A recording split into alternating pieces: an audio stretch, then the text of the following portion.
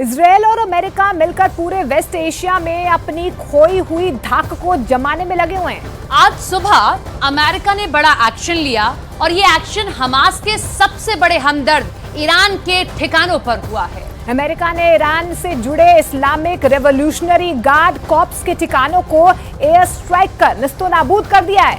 दूसरी तरफ अगर हम बात करें, हमास के हिमायती चीन का लड़ाकू विमान अमेरिका के विमान से भिड़ते भिड़ते बचा है।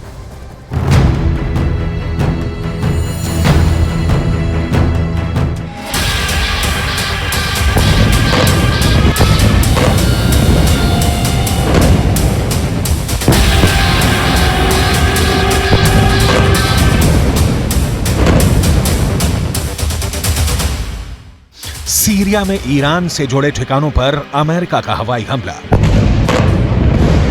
हमले के बाद एक साथ दो ठिकाने खाक में मिल गए। इजरायल हमास युद्ध के बीच अमेरिका के इस हमले से ईरान और अमेरिका में ठन गई है। युद्ध का नया मोर्चा खुल गया है।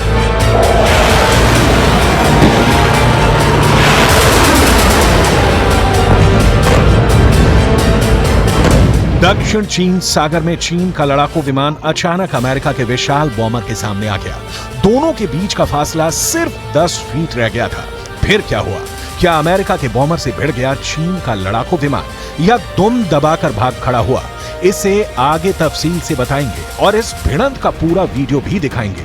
अभी बस इतना जान लीजिए कि ऐसा कर चीन ने एक बार फिर यह साबित कर दिया है कि वो अमेरिका से लड़ने को तैयार बैठा है। सवाल है, क्या अगर अमेरिका इजरायल के साथ जंग में कूदा तो चीन भी युद्ध में अमेरिका के खिलाफ कूद पड़ेगा? क्योंकि चीन की सेना का दावा है कि बस एक ऑर्डर आएगा और चीन के लड़ाकू विमान ऐसे ही अमेरिका के विमानों से टकराने निकल पड़ेंगे।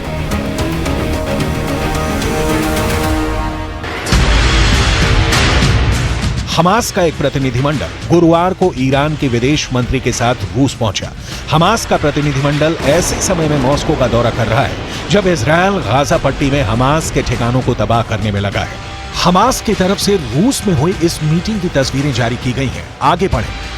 इससे पहले इस तस्वीर में दिख रहे लोगों को जान लीजिए।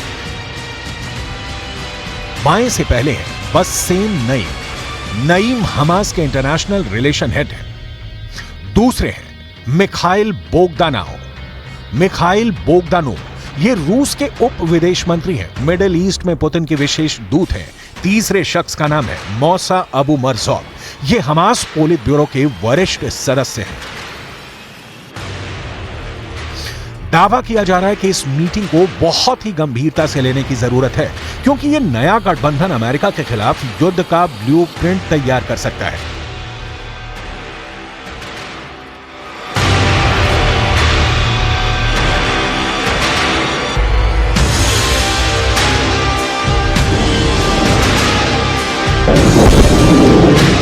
रूस, ईरान और हमास अगर एक साथ मिलकर अमेरिका के ठिकानों पर हमला करते हैं तो अमेरिका के पलटवार से विश्व युद्ध शुरू हो सकता है, क्योंकि मिडिल ईस्ट में मौजूद अपने ठिकानों पर हो रहे हमलों का बदला अमेरिका कैसे लेता है, इसकी एक झलक अमेरिका के इन हवाई हमलों में मिलती है।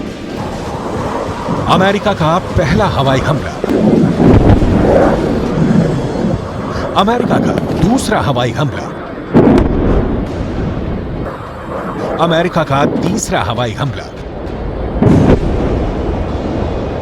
अमेरिका ने ऐसे लिया है अपने सैनिकों पर हमले का बदला। अमेरिकी लड़ाकू विमानों ने सीरिया में ईरान समर्थित 2 मिलिशिया ठिकानों पर बमबारी कर युद्ध का एक नया मोर्चा खोल दिया है। इजरायल हमास युद्ध के शुरू होने के बाद एक बार अमेरिका और ईरान आमने सामने हैं। इसी महीने खाड़ी देशों में मौजूद अमेरिकी ठिकानों पर हमले हुए।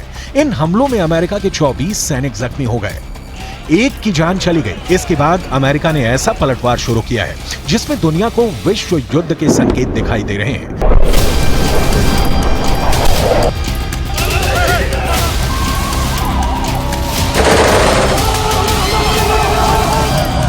सीरिया और इराक में मौजूद ईरान समर्थित मिलिशिया पर हमला करके अमेरिका ने ईरान को बहुत ही बड़ा संदेश दिया है। अमेरिकी रक्षा सचिव लॉयड ऑस्टिन ने कहा है कि संयुक्त राज्य अमेरिका संघर्ष नहीं चाहता है और आगे की शत्रुता में शामिल होने का उसका कोई इरादा नहीं है, लेकिन अमेरिका की सेना के खिलाफ ये ईरानी समर्थित हमले अस्वीकार्य हैं और इन्हें रोका जाना चाहिए। ईरान अपना हाथ छिपाना चाहता है और हमारी सेनाओं के खिलाफ इन हमले में अपनी भूमिका से इनकार करना चाहता है।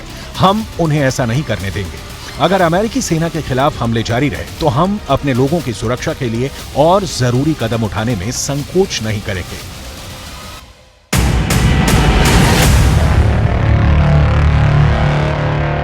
वरिष्ठ अमेरिकी सैन्य अधिकारियों के मुताबिक अमेरिका ने इस हमले को अपने 2 F-16 लड़ाकू विमानों से अंजाम दिया है।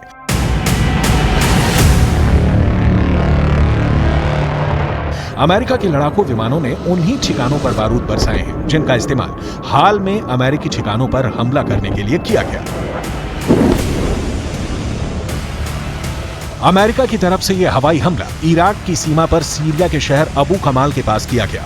अमेरिका का दावा है कि यहां ईरान के रिवॉल्यूशनरी गार्ड कॉर्प्स ने अपने हथियारों और गोला बारूद का डिपो बना रखा है। इसके काफी नजदीक अमेरिका का एक अहम ठिकाना भी मौजूद है जिसे हाल में कई हमलों में निशाना बनाया गया है।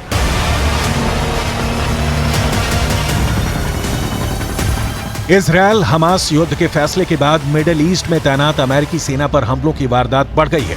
अगर अमेरिका मिडिल ईस्ट में ऐसे ही हवाई हमले पर उतर गया तो पूरा खाड़ी धधक उठेगा।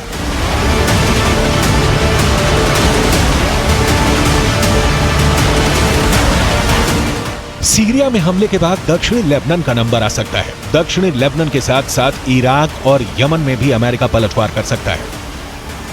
हाल में अमेरिकी बेस पर कम से कम 12 हमले किए गए। इन हमलों में 21 अमेरिकी नागरिक घायल हुए। इराक में अमेरिका के बेस अल असद और सीरिया में अल तनफ गैरिसन में ईरान से जुड़े संगठनों ने यह हमला किया था। अमेरिका का कहना है कि आज किया गया हमला उसी का जवाब है। पेंटागन के मुताबिक इराक और सीरिया में मौजूद अमेरिका के बेस पर दर्जनों हमले किए गए हैं। मिसाल के तौर पर 17 अक्टूबर को इराक में अमेरिका के बेस अल असद पर हमला हुआ। 17 अक्टूबर को इराक में ही अमेरिका के अल हरीर एयर बेस पर हमला हुआ। 18 अक्टूबर को सीरिया में अल तनफ गैरिसन में ईरान से जुड़े संगठनों ने हमला किया था। 24 अक्टूबर को सीरिया में अल उमर ऑयल फील्ड बेस पर हमला हुआ। वहीं इराक में एरबिल एयरफोर्स पर ड्रोन से हमले की कोशिश की गई। इन्हीं हमलों के जवाब में अब अमेरिका ने अपने लड़ाकू विमानों को हमले के लिए उतार दिया है। हमले का असर ईरान की बौखलाहट में साफ साफ नजर आया। वहीं तनाव का तीसरा एपिसेंटर दक्षिण चीन सागर बना, जहां अमेरिका और चीन के लड़ाकू विमान भिड़ते भिड़ते बचे। अमेरिका का दावा है कि चीन का विमान J-11 अमेरिकी विमान से टकराते टकराते बचा। इस भिड़ंत के वीडियो को जारी कर अमेरिका ने कड़ी आपत्ति जताई है। इस वीडियो में साफ तौर पर दिख रहा है कि किस तरह से चीनी विमान पीछे से आकर अमेरिका के B-52 के करीब पहुंच जाता है। चीन का लड़ाकू जेट B-52 बम वर्षक विमान के 10 फीट से भी ज्यादा करीब आ गया था। चीन के लड़ाकू पायलट की ऐसी हरकतों की वजह से दोनों ही जहाज के आपस में टकराने की आशंका बढ़ गई थी।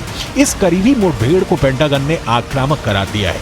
एक तरफ चीन से अमेरिका की भिड़ंत, दूसरी ओर अमेरिका का सीरिया में ईरान समर्थित बेस पर हमला।